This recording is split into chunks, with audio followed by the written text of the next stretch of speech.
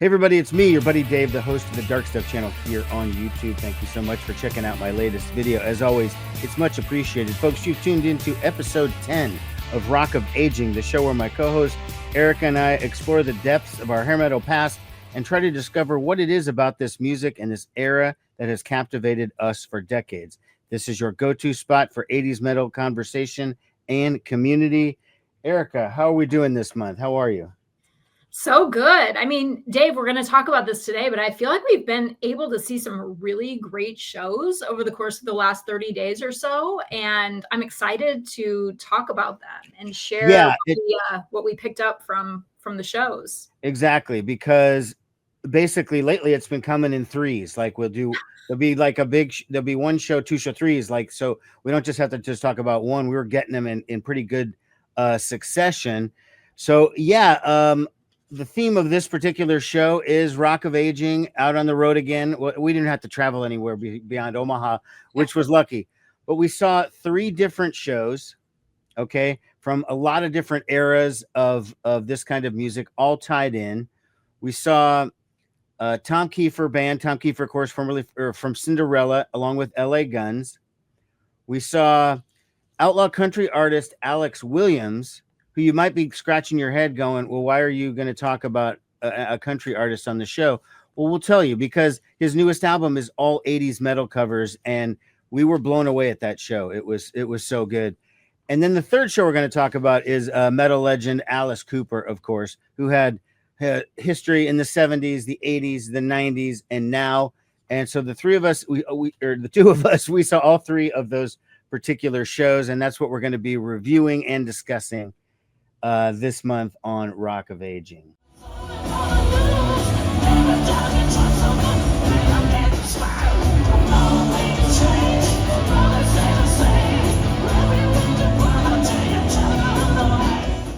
Tom Keifer band doing, of course, The More Things Change. That's a Cinderella classic. Wasn't quite the opener, but it was like, I think it was the second song in the show. L.A. Guns was also on this particular bill. Now, as if you are a fan of Rock of Aging and you've been watching for a while, you know that we've done a lot of coverage on L.A. Guns, and we did an entire dedicated video, which you should go back and watch, where we reviewed their most recent album, and we talked about the show that they did earlier in the year, a headliner show.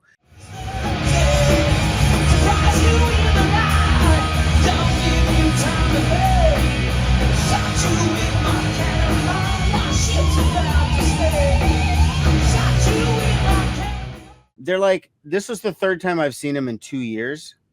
So at this point, like I don't know. I mean, it was solid again. I mean, you know what they're gonna play. There's maybe a wild card or 2 of a song, but I don't know. What were your thoughts on this one?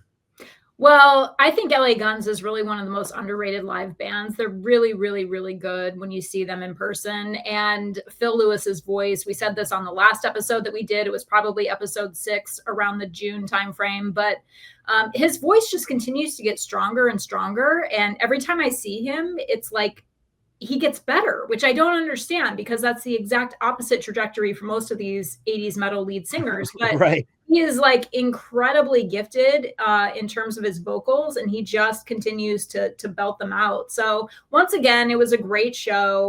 The band is always so much fun to watch. The audience is always really into it. And this last show that we saw last week, it was no exception.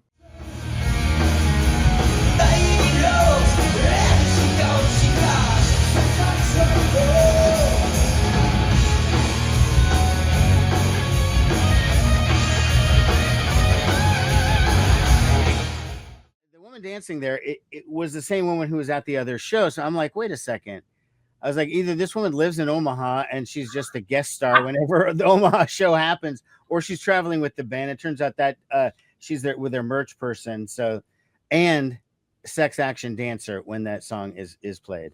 Yeah, and I'm almost positive. I mean, this is probably, I may have seen her even more than the 2 times that I've seen L.A. Guns recently in Omaha. I'm almost positive I saw her in Los Angeles at some point. Her name is Olga. She does live in L.A. She's an artist. But she does tour with L.A. Guns, or at least she has on this last round, and performs on stage, but she also sells all of their merch. So if you're a fan of hers, I guess you can go out to the merch stand and meet her. But yeah, her name is Olga, and you can find her on Instagram if you so desire. Yeah, she's there. She's part of the show. The last couple of times I've seen L.A. Guns, there she was. Yep. Coming up on stage during Sex Action, and then maybe at the end too. I don't remember if she came up. I think there were a couple of songs she joined him for. Yeah.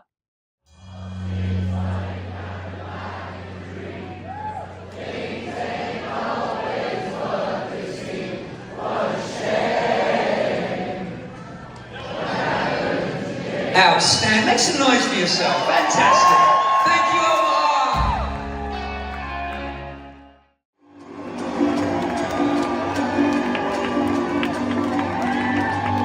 Woo!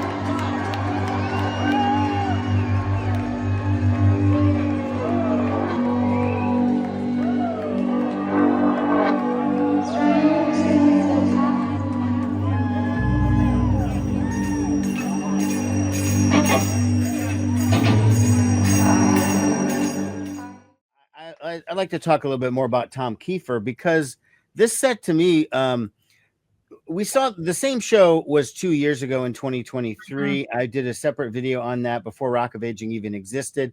In fact, that's sort of the origin of the combo here, the Dave and Erica combo, because that we did meet at that particular show.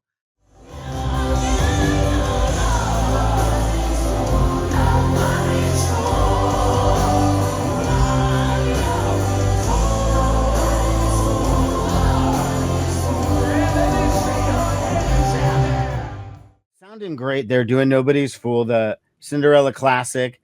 I will say that I thought his voice sounded excellent. I know that over the years, dating back to the Cinderella days, that's always been an issue. He's had surgery, he's had these kinds of things, but bottom line is, whatever he did, like, it works, because he sounded like great the whole show.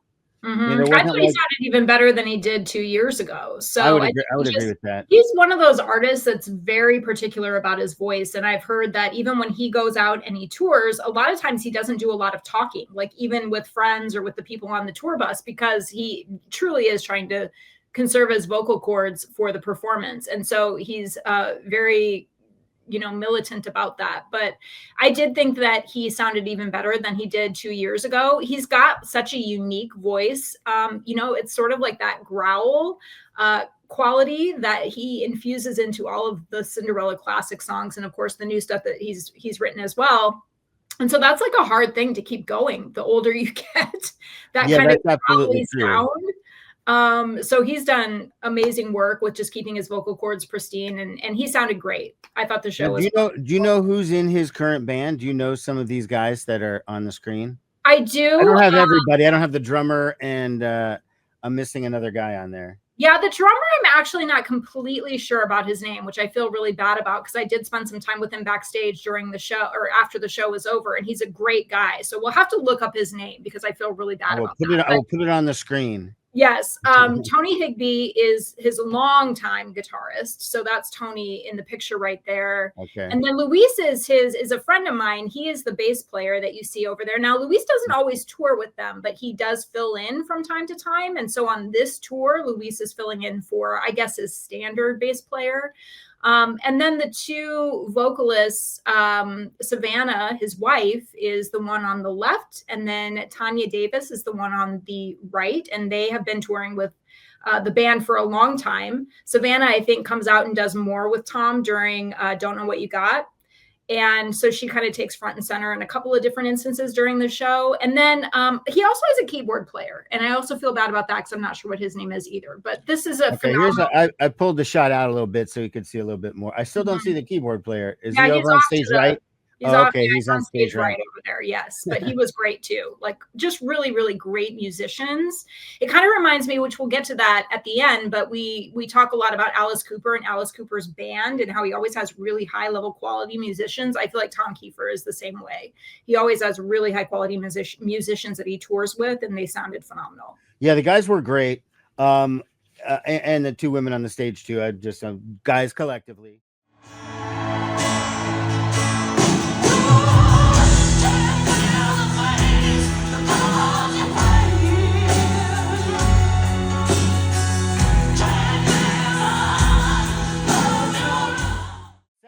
what I started realizing when the show was going, I mean, I would say it was maybe, you know, probably 60% Cinderella, 40% Keifer solo. Mhm. And what I came to the realization of at the time was I'm not familiar with Tom Keifer's solo music. Like Mm. I'm very, very familiar with Cinderella. I mean, I go back to the old days with Night Songs and seeing them open for David Lee Roth in 1986. So, but as far as like his solo music, I just wasn't that familiar with it. And I heard he had a new-ish record. I don't know, is on Apple Music, there's a record called Rise, Mhm. but that's from 2019. So I'm Mhm. wondering if Yeah, did he have a that's newer record? I'm not sure. The 2019 album is the one that I am familiar with because I have listened to several songs off of that album. I saw them perform it, a couple of songs at a conference that I was at like way back in 2019 in Nashville. So I am familiar with that album. I don't know for sure if they've got something after that, but I do like the music that he's produced as a solo artist. It's sort of like a nice meld between something that sounds more contemporary, but also more of the bluesy kind of Cinderella tunes that we got with their second and third album. So I do like the music that he's produced on his own, but they did do a lot of Cinderella classics, which that album that you held up is Yeah. like, it's genius. It's Oh, like Night one Songs, of yeah. the best albums of all time. Almost every single song is incredible. It's my No, favorite. it's great. It's so underrated. I've said this many times, including on our show, that it is a very misleading album cover because they do look very glammed up on the Yeah. cover, and the sound is a lot more gritty and just sort of rock and roll. But that just, you know, that's what you had to do in '86 to get some attention. They got attention, and then people would see them live and realize that wasn't necessarily, you know, they're not just a one-trick pony. They do a lot of different stuff. Now, I thought the solo stuff sounded a little bit heavier actually than Mhm. Cinderella. Like I said Mhm. to my friend that I was sitting next to, like I was like, "Oh," I didn't recognize a certain song. I think it was maybe the song Rise or something. And he's like, "Oh, this is what solo one off his last record." And I'm like, "Cause this feels like heavier, you know, like Mhm. a little bit more metal almost than the average Tom Keifer song." So I thought that was pretty interesting. Yeah, I would agree. It Excuse me. is a more contemporary sound, I think, than what you would get from listening to traditional classic Cinderella albums, but it still sounds like Tom Keifer, I guess, because of course he's got the voice that's so iconic, and the music is still, like I said, to me it sounded not so much as heavy or metal, but it's got more of like that bluesy kind of infusion in it that Cinderella really started to experiment with in their later albums. So that one song in particular probably is a little heavier than most, but that album in general is a really good one. Yeah. Well, that is something that I'm going to be pursuing is checking out some of the Tom Keifer solo stuff because I just never, you know, took the opportunity. And then my friend, as they were like, they left, they're coming back for the encore, you know, and he's like, they play Gypsy Road, of course. And then he goes, "Oh, now they're going to do the Beatles." And I was like, "What?" And they did. They closed with a little help from my friends by the Beatles, which I didn't know that was something that Kiefer did on the regular. But apparently Yeah, that's his well, new outro. Or what's really sad is that somebody on my team actually said, "Oh, I didn't know that Tom Keifer sang that song." And I'm like, "Well, he doesn't." yeah, Like, yeah, he just he did wasn't the technically, first but it's one not to his record song. it. It is a Beatles song. Anyway, This person better be like Gen Z or millennial or something, because no, they're my age. oh my god, and they didn't know that. No, but they really Wow. didn't know Tom Keifer at all. So I don't think that that particular person was into the same kind of music that I was at that age. So, Oh, I get it, but I mean, come on, you know. what's your favorite Cinderella song? Do you have one? You know, I'm gonna take a look at this first album here to refresh my memory. I mean, I'm not sure actually. I mean, I do like Nobody's Fool. That is a really classic song, although that's a borderline ballad, I guess. So I don't usually pick the ballads, No, as you you don't know. usually go for those. Yeah, maybe Shake Me, because that's like an early song of theirs and it's just pretty much classic Cinderella. That And is my then all-time favorite.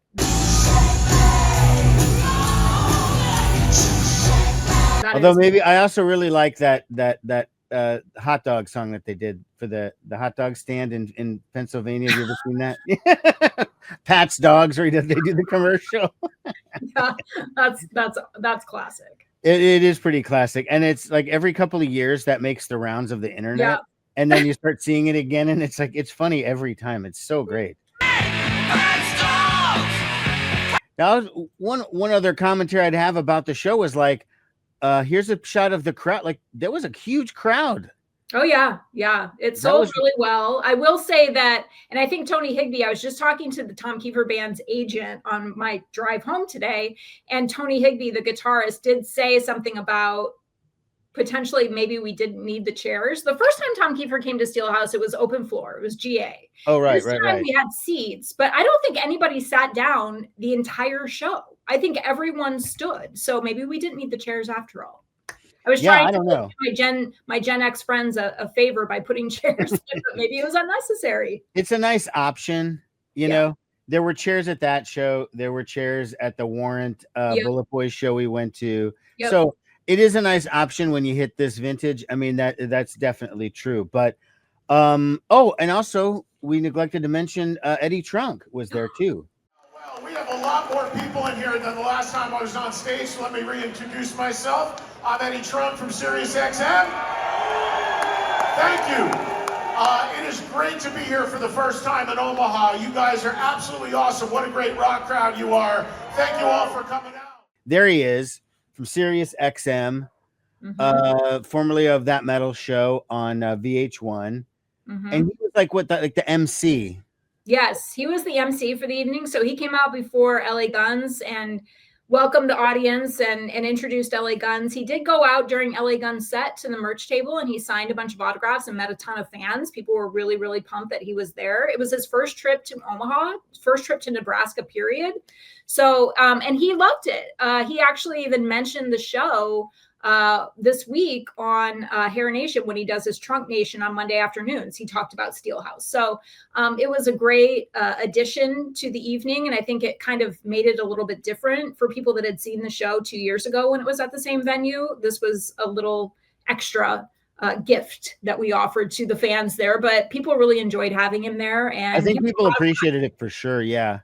I mean, I spied him like walking around like up in the second level, the balcony level. And I was like, I don't want to interrupt him. And it turns out he was doing a Facebook Live of the show. Yeah. And when I walked right by him and I was like, I'm just going to walk around him so I don't interrupt his Facebook Live.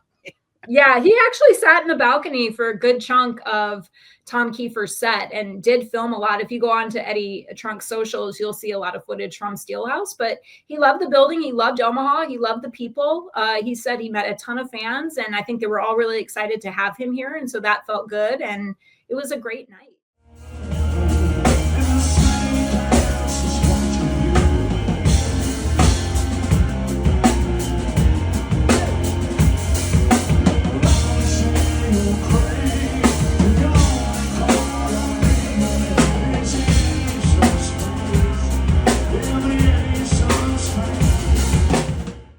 Our second show, because this is the one that I feel like people aren't going to be as familiar with, possibly. So let's start off with a clip. Okay, so I'm going to show you. Eric and I caught this guy named Alex Williams.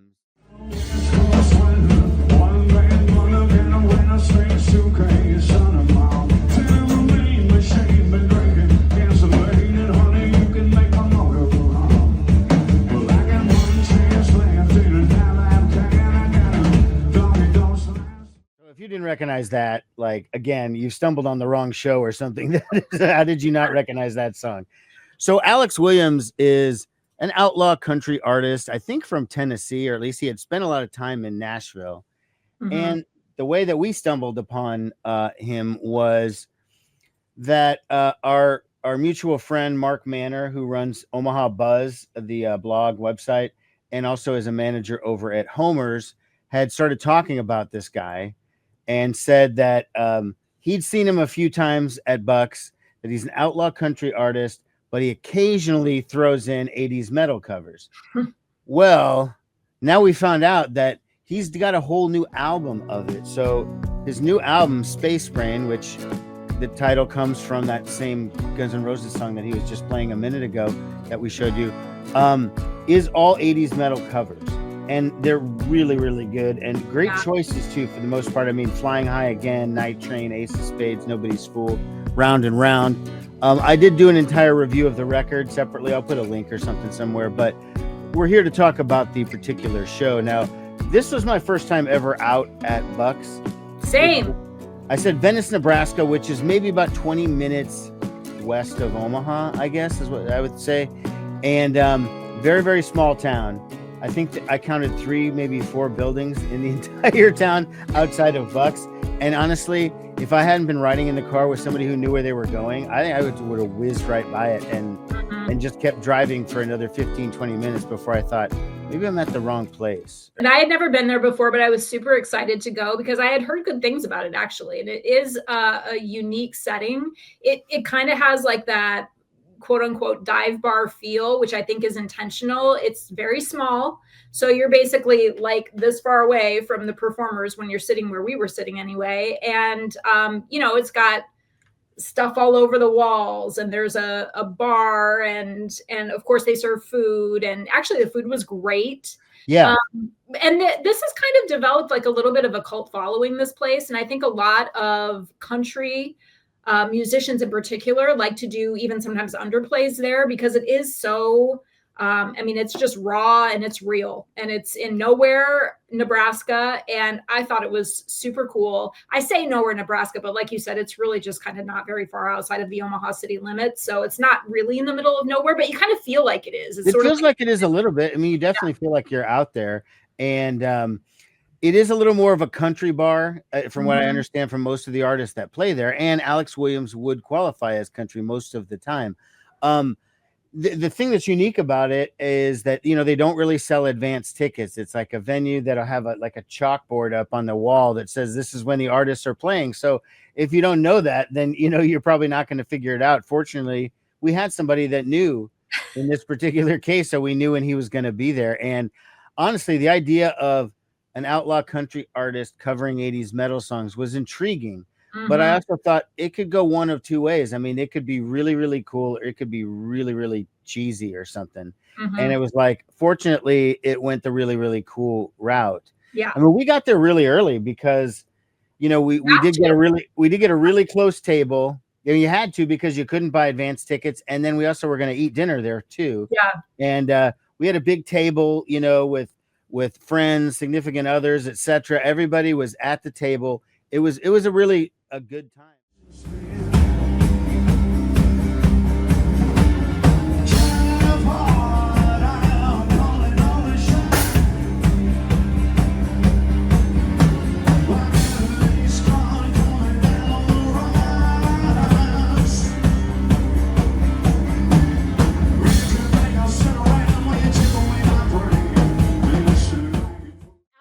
The show with You've Got Another Thing Coming, I think, from Judas Priest. That one is actually maybe my favorite of all the covers that he did. I thought it was such a cool cover.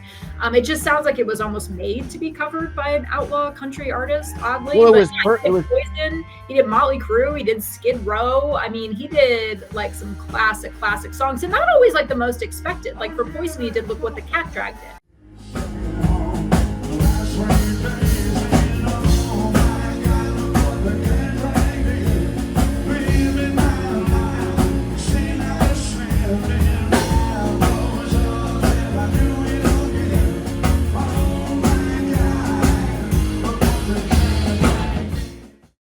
Great song, but it's not their biggest hit. So even his song selections were interesting. What I heard, and maybe you heard this too, maybe he mentioned it during the show, but that his dad was a big fan of this music.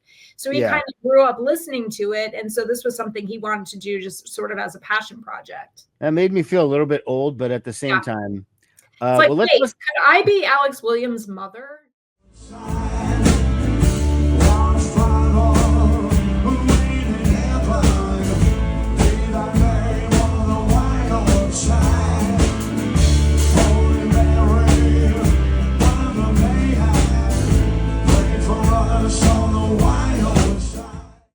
Because the arrangements are so interesting. So you do have to listen to the song for a minute before you can figure out what he's even doing. But yeah, I loved this show. I actually bought the album as well. I know you bought it also. You just showed it.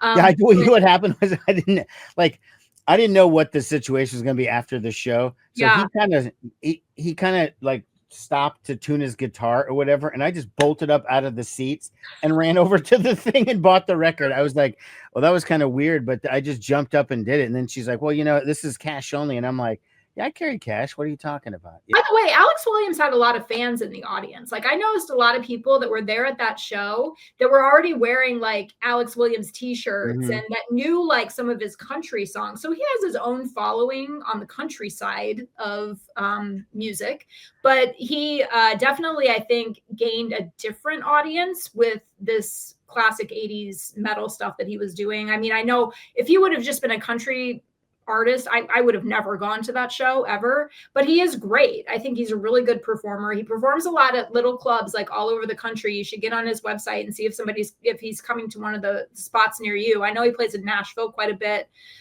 So he's definitely one to watch because I think he's very talented and he obviously writes his own music and his arrangements of these songs were incredible. So I thought it was great. Tom Keifer, I think, actually plays on this album. That's right. He's on he is credited as being on Nobody's Fool, his cover of Nobody's Fool. Yeah. Which kind of like gave it like some street cred to me. It's like, oh, okay. If Tom Keifer played on the album, then I will go watch it. Then it must be okay. And it was. And also on the cover of Flying High Again by Ozzy has Cody Jinks, who I know is a country artist, which again doesn't really mean much to me, but for those who want those country bona fides, I mean, that's there.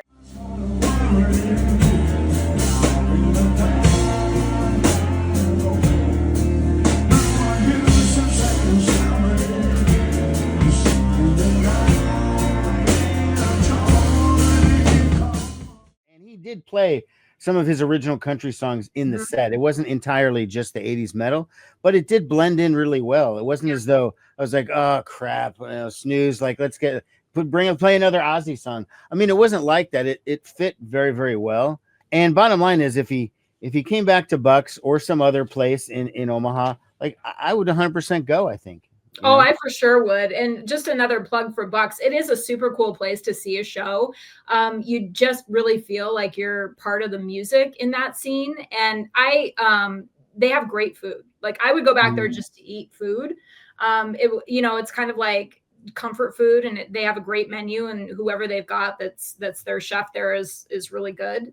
So just another plug for Bucks. It's a fun place to see a show. Like I had a ton of fun that night, so I would totally. And Alex Williams for sure. I mean, he's building up this fan base, and he does play all sorts of different stuff. If you follow him on Instagram or Facebook or whatever, you can see he posts a lot of cool stuff. I think it's him that's doing it. I think so too. And in fact, I think he has a social media manager. When you and I posted some things the next day about the show, he was liking things and sending notes back. And he did share my review of the Space Brain album. Amazing. Cool. So I was happy about that. So Alex Williams is already kind of familiar with Rock of Aging. So next step is getting him as a guest on the show. Alex, if you see this, that's the next step. Welcome to the show.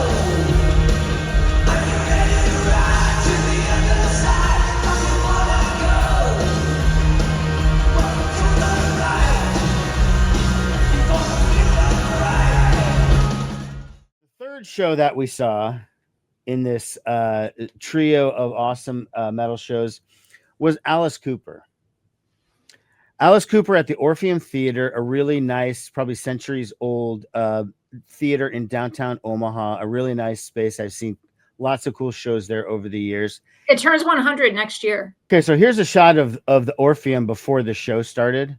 So that's so you can see like where I was sitting. But what I like about this place is it's big enough from the stage perspective that you can put on a big Alice Cooper show, but it's not so big that it's an arena. So you still feel like people are not at this untouchable, view. They're not so far away. They're actually kind of close, but you don't have to scale down the show. It didn't seem at all to me. That seemed like that was everything, right? Yeah. And he's doing rooms like that. He's doing theaters and, spaces that are about that size in terms of capacity. But I think the theater is one of the coolest places to see Alice. The most recent time that I saw Alice before this last show at the Orpheum was on the stadium tour with Mötley Crüe. Oh, wow. And, of course, he has the production that can work in a stadium-sized venue, but when you see that production in a little intimate theater, it's just so much cooler, I think. I would prefer to see it that way. Absolutely. Well, let's take a look at a little clip from the Alice Cooper show.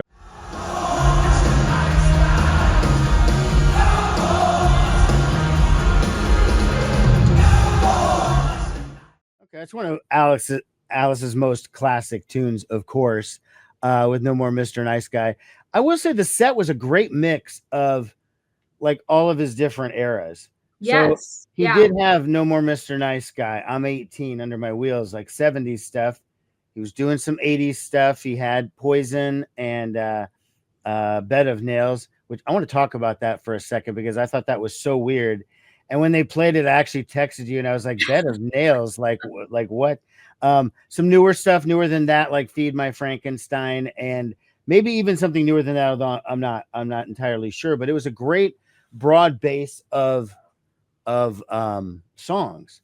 You know, it was something for almost every era. Like I know he wasn't going to play something off like Zipper Catches Skin or Dada or any of his really like obscure early 80s records when he was like out of his mind, you know, that kind of stuff. Yeah, I love Alice Cooper. I've seen him many times. What's always so interesting about Alice is that I feel like his live shows are really about the show first and not necessarily the music second, but it's like the music just is a soundtrack to the show that he's putting on and like the story that he's telling, and he's developing these characters. And so I had people in the audience texting me the night of that show, just like, when can we get him back? This is like the best show I've seen in a long time. And people you would not expect that were like super pumped about Alice Cooper. And his voice is still great.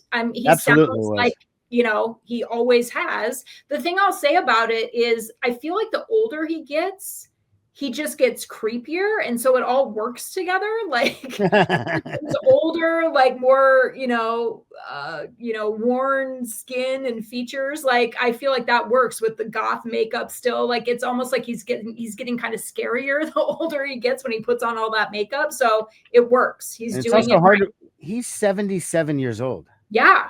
Like, I can't believe the amount of energy that he had at 77 years old. I mean, there was no, he was very active on the stage. He wasn't just standing still. He ran from side to side and he was doing all the different things. And in addition to the music, a lot of the Alice's like wild production stuff. Like there's this time this woman came on pretending to be like a photographer or something. And she was trying to I think she was trying to take a picture of Nita Strauss. Yes. And then all of a sudden somebody just lops her head off. And it's just like, whoa, wait, what just happened there? Yeah.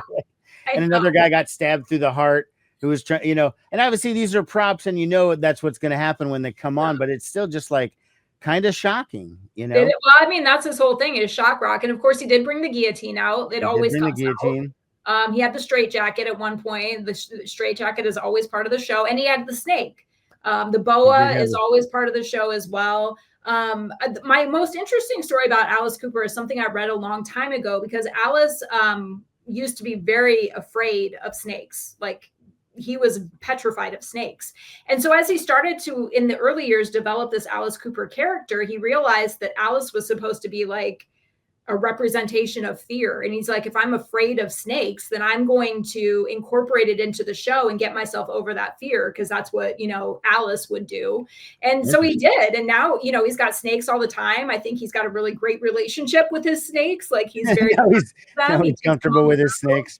And they're just part of the show. And he's had many snakes, obviously, over the years since the 70s. But I just love that story about him, because he hated snakes. I hate snakes, so I get it. But I'm not a snake person. I love pets. Let me just tell you, I mean, we've talked about this. I'm a pet person, but I don't feel like you can communicate with a snake. And so like, you never know if you're on the same page. Well, and something that could potentially kill you while you sleep. Like, I don't know.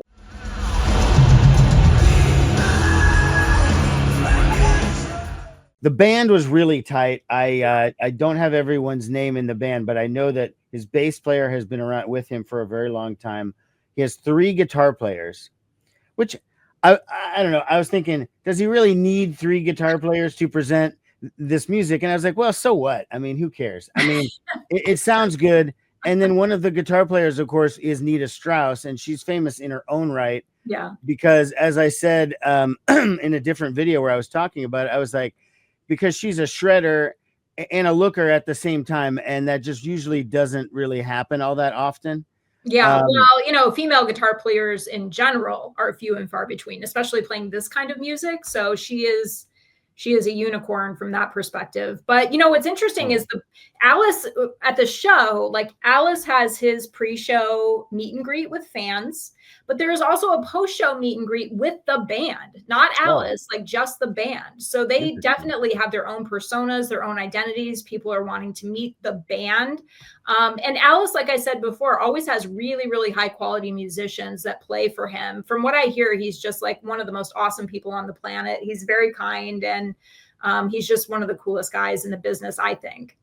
Yeah, it sounds absolutely true that he is. And you're not going to last this long in the business. I mean, starting in the late 60s, if you're just a jerk to everybody and you're just insufferable all the time. And he's seen the highs, he's seen the lows, he's seen the highs, he's seen the lows. So he knows what happens. I mean, it's always like that old adage, it's like, be nice to the people that you meet on your way up, because they're the same people that you're going to see on your way down. Exactly. Because it always goes up and down, like no matter what. I saw Alice like at a conference a couple of years ago. He did a panel with Smokey Robinson, of all people. Those two are apparently really good friends, and the two of them did a panel and had like a Q&A kind of session. And he is just like so fascinating to listen to. He, of course, talks a lot about his recovery, because that's another thing about him. I think that he went through recovery a long time ago. And so he's had a lot of years to like just be a really stand-up, awesome person, getting past all of that. And, he definitely is one that's really, really fun to listen to if you ever get a chance to, I don't know, meet him, or if you're in his orbit in any way. Like he's a really like just a cool guy and super fun with a lot of great stories. That's what he seems like.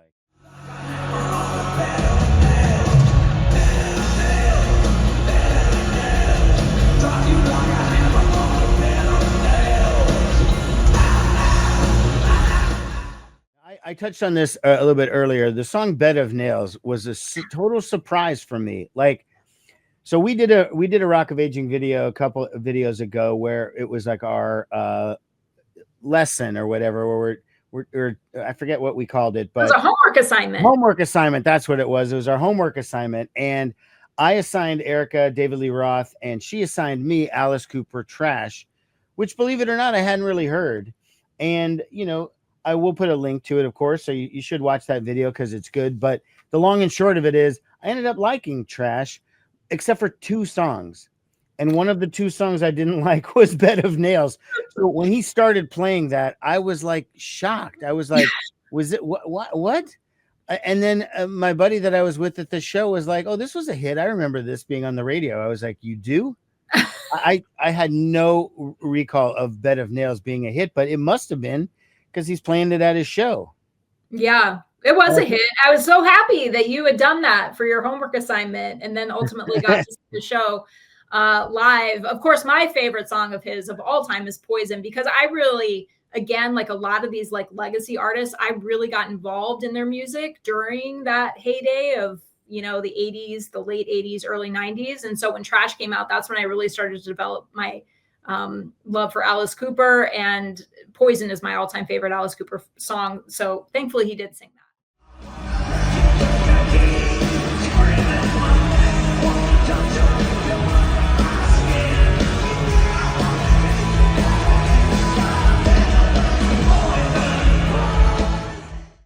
It's a classic. That is a really great song.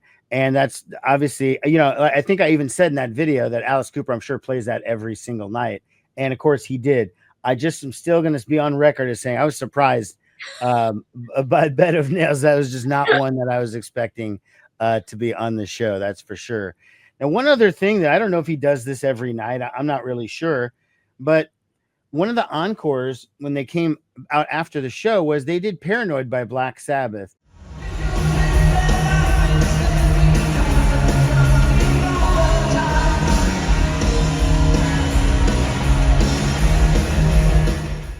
Now, this was just maybe a week or so after Ozzy had passed, or maybe 2 weeks. I'm not sure.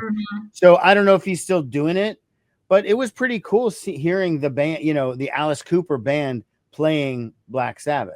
I think we talked about this on one of the last episodes of Rock of Aging. Like when Ozzy passed away, Alice posted something about it, but he said in his post that like he wished he would have known him better, which just surprised me. I just assumed like Alice and Ozzy were like tight. Right. You would assume that. I don't know that they really even knew each other that well. I'm sure they knew each other, but not really well. Or in like the mid 70s when they were both like they partied like constantly and they were both out of control. Yeah. Maybe they met and they just didn't remember. Could be. Well, and his wife tours with him. His wife was on the stage. She was the one who picked up his head, right? Yes, I believe so. I think she was the one that got him in the guillotine in the first place and then picked up, well, I think she picked up his head later. Yes. But yeah, they've been married for a really long time, like a really long time. And they have kids together, and it's just kind of cool that that marriage has survived, and that there she is, and that that she goes out and she tours with them, and they have this relationship still. So that's pretty cool. It is, and it's also they give her a role in the show, so she's not just like, oh yeah, that's Alice's wife. She just hangs out. I mean, she's got a big role in the show here. She's like on the stage, picks up Alice's head after he gets decapitated, parades it around on stage, and then whoa, Alice isn't dead. He's actually back. When he comes back for the rest of the show. Here he is. But yeah, I thought this was really great. Another little weird thing was when he did School's Out, and this is probably something they do a lot. During School's Out, they started mixing in Another Brick in the Wall from Pink Floyd. Yeah. And they started merging the two a little bit, almost like a little mashup or something. That was cool. I thought that was pretty cool too.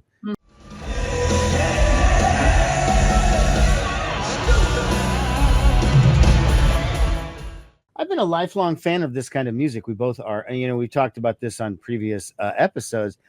I never saw Alice Cooper until this particular night, August 27th, 2025. That was my first time seeing Alice Cooper. And that's amazing to me. Like, I can't believe you haven't seen him until then. I've had so many opportunities over the years. And I just, for some reason or another, whenever it's right there in front of me, I'm always like, well, maybe next time. And now I'm realizing he's 77. I mean, I don't know how many more next times are there going to be. I mean, he's still got a lot of energy and he still performs well, but you just don't know. I mean, not everybody is Ringo Starr, who's 85 and still touring around and does jumping jacks on stage and whatnot. I mean, I thought that show was really good. I liked pretty much everything about it. I thought the show, it looked good. He was awesome. The band was great. And for a first time seeing Alice Cooper, I was quite impressed. Yeah, I thought it was great. I love Alice Cooper. I've seen him a few times. I mean, I haven't seen him extensively, but I've probably seen him 4 or 5 times now. And he's just always a lot of fun. Like, my friend Tina always says, every time Alice is in town, I will go to an Alice Cooper show. And I kind of feel the same way. He's just like, it's just a fun night. I think I'm at that point now, which hopefully I'll get another opportunity, because I missed so many of them in the 90s. And I'm sure he played at the Civic Auditorium in Omaha in the late 80s at one point or two. I just don't remember. Now, I know he was here in the 70s. It probably was here in the 80s too. I just don't remember. I don't know. All 3 of these shows, I mean, the Tom Keifer L.A. Guns was a great show. We saw the same show 2 years ago, but I think it was better this time around. Lewis from L.A. Guns typically sounds better each time around. I mean, we were talking about that when we reviewed the show earlier in the spring, that he sounded excellent. And we thought he might have even had a cold that night and he still sounded excellent. Yeah. So, no thing there. Alex Williams, your homework assignment to you watching the show is to go either stream or buy the Alex Williams record, Space Brain. Because I tell you, I shared that album with, no lie, probably like half a dozen people through like Apple or whatever, and just said, listen to this artist. Okay. He's outlaw country doing 80s metal songs. And 5 out of the 6 were like blown away. 1 wasn't, but it was almost unanimous. There's always one. There's always one. There's always one. But God, it is a really, really enjoyable record. From Alex Williams. And then, of course, the last thing we just talked about, Alice Cooper, legend, of course. But okay, folks, so just one last reminder. If you like this video and you like this type of content, then please like the video, subscribe to the dark stuff. We put out a new episode on the 10th of every month, and who knows, maybe we'll step that up and there'll be a little bonus content coming. I mean, the holidays kind of things slow down sometimes, so it might be a little time for a little extra stuff. Oh wait, but there's some at the end of the year. There's some heavy metal ballad show that the Power Mega Ballad or something. That was it called. It was like a yes. I can't wait. And it says celebrating 80s hard rock power ballads, performing songs by Whitesnake, Def Leppard, Guns N' Roses, Bon Jovi, Skid Row, Poison, and Aerosmith. If you're in the Omaha area, it's December 20th at the Waiting Room. If you're not, I'm sure they tour around. I don't think they're local, but that's something that we may be possibly reporting on in the future. Mm-hmm. And I'll be there. Lots of cool stuff coming up in the world of Rock of Aging that will be slowly breaking out over the next couple of months. All right, I guess we'll wrap it up here. I'll leave a clip or two of some of the shows that we saw. This was another great time for seeing rock. Leave a comment if you've seen any of these bands, what you thought. Have you checked out Alex Williams yet? I'm going to keep harping on that. You have to do that. That's like very important to us. Yes. Everything else, we will see you next month on the 10th of the month for another episode of Rock of Aging. Thank you so much.